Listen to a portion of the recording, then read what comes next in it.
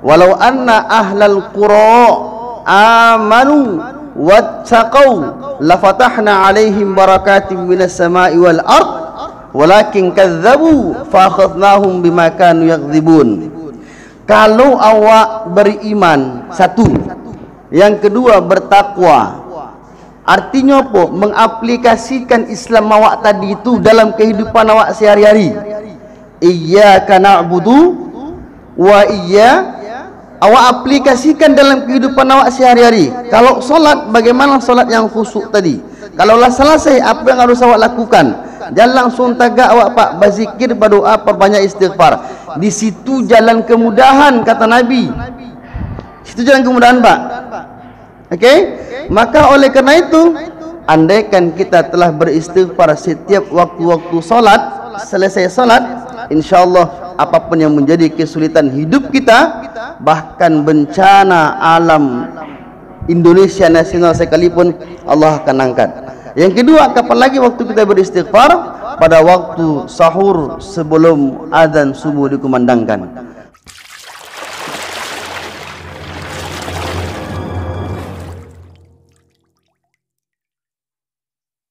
Rahmatullah wa barakatuh.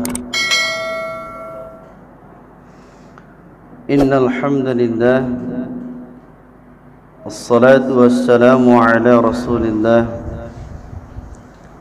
la haula wa la quwwata illa billahil aliyyil azim. Ashhadu an la ilaha illallah wa ashhadu anna Muhammadan abduhu wa rasuluh sallallahu alaihi wasallam alladzi la nabiyya wa la rasula ba'da amma ba'du. Qala Allah ta'ala fil Qur'anil Karim wa biqawlihi yahtadil muhtadun.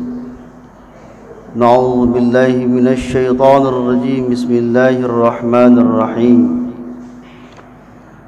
Faqultu astaghfiru rabbakum innahu kana ghaffara yursilis samaa'a 'alaikum midrara. Sadaqallahul azim. Kaum muslimin sidang jamaah zuhur yang dimuliakan Allah, segala puji bagi Allah Tuhan semesta alam. Salam dan salawat kita hadiahkan kepada baginda Rasulullah Muhammad sallallahu alaihi wasallam. Pada kajian zuhur yang berbahagia ini, agar lebih terarahnya dari apa yang kita sampaikan dan apa yang kita dengar, kita ambil judul melalui Al-Quran surah Nuh ayat yang ke-10, 11 dan 12. Judulnya adalah Istighfar Penolak Bencana. Kaum muslimin yang dimuliakan Allah, salah satu konsep terhadap bencana itu hakikatnya adalah haknya Allah. Tidak ada yang bisa mengganggu dan tidak ada yang bisa berperan terhadap musibah itu. Yang kedua adalah bahwa terhadap musibah itu eksistensinya adalah Allah nyatakan di dalam Al-Quran surah Al-Hadid ayat yang ke-22. Apa kata Allah?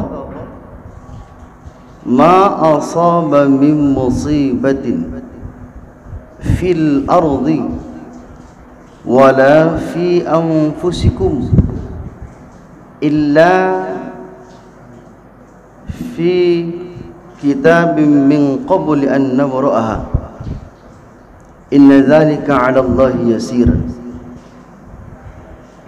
Bencana apapun yang terjadi, pertama fil ardi, di permukaan bumi. Apa itu bencana yang terjadi di permukaan bumi? Gempa, longsor, tsunami, apapun yang terlihat dalam pandangan kita selama ini. bencana apapun yang terjadi di bumi. Yang kedua, wala fi anfusikum, dan yang terjadi pada dirimu sendiri, sehat, sakit, kuat, lemah, kaya, miskin. Bencana apa yang terjadi di bumi dan pada dirimu sendiri, illa fi kitabim min qabli an nabra'aha, sesungguhnya semua itu telah termaktub, tercatat, terencana oleh Allah di Lauhul Mahfuz. Inna dzalika 'ala Allah yasir, sesungguhnya Allah sangat mudah untuk menjadikan itu.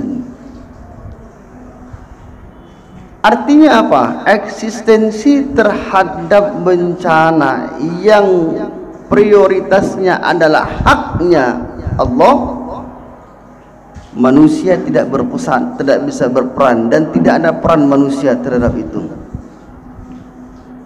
Peran kita apa? Menerimanya.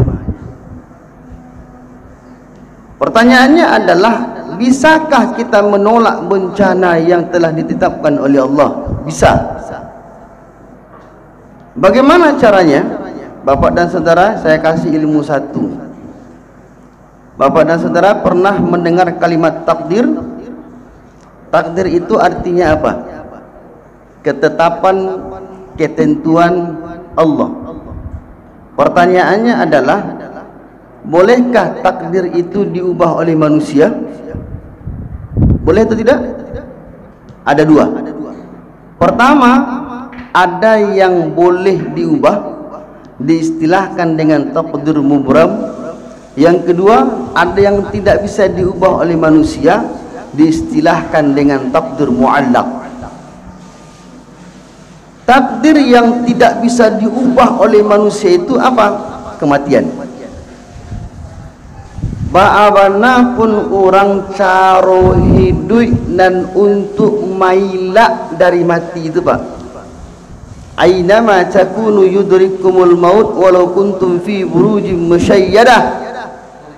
Dimanapun kamu berada, sungguh pun engkau berada di benteng yang sangat kokoh, kata Allah, kematian itu pasti datang. Berarti tidak bisa kita mailak dah. Itu tidak bisa diubah. Ada yang kedua namanya takdir mubram. Takdir mubram yang bisa diubah oleh manusia. Contoh, Bapak dalam keadaan sakit. Sakit itu takdir dari Allah atau tidak? Iya.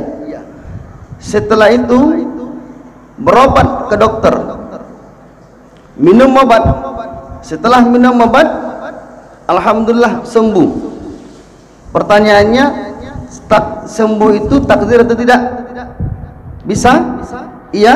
Iya. Berarti mulanya kita sakit, berusaha kita untuk sembuh, berarti kita telah merubah takdir Allah dengan usaha kita.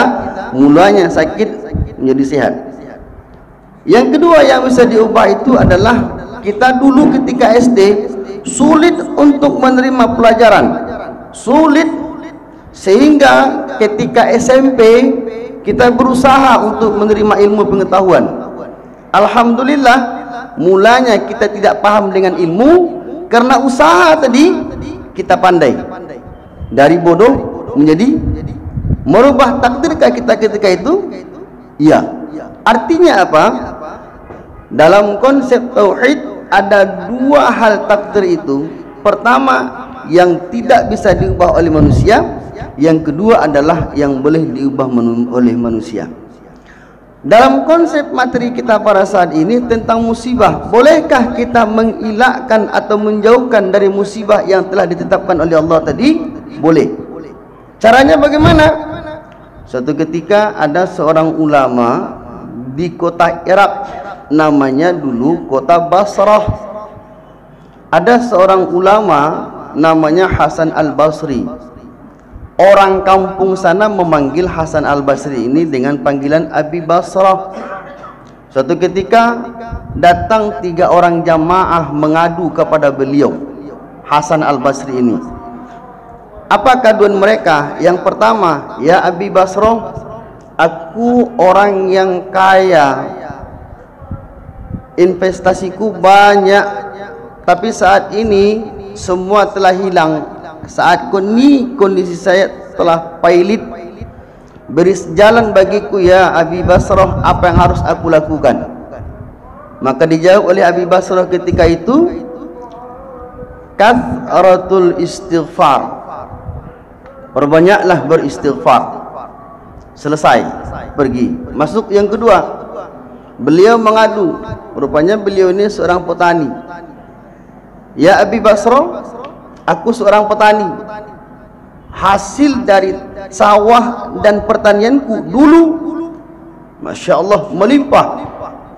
Saat ini kemarau, sehingga hasil pertanianku tidak lagi ada.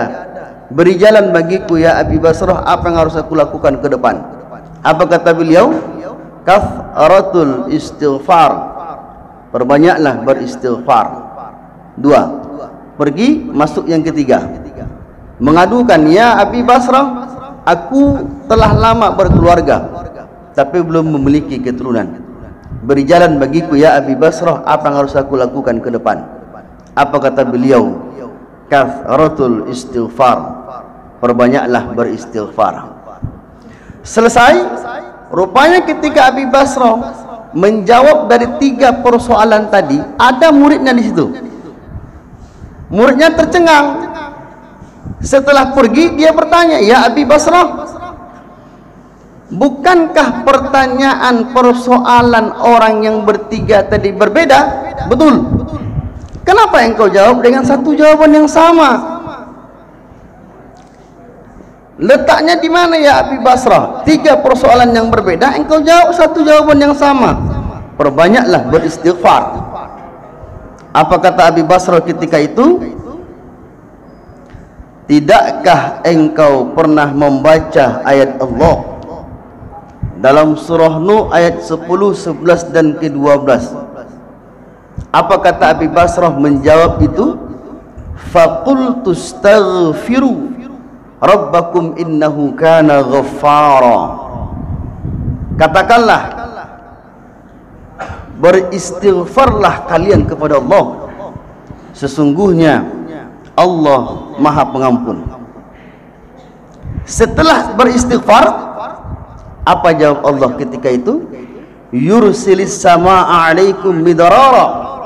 Niscaya Allah akan menurunkan hujan yang sangat lebat. Ini bagi siapa tadi, Pak? Bagi siapa tadi, Pak? Petani tadi. Yang kedua, wa yumdidukum bi amwali wa banina. Dan Allah akan memperbanyak harta dan anak-anak kalian. Masya Allah.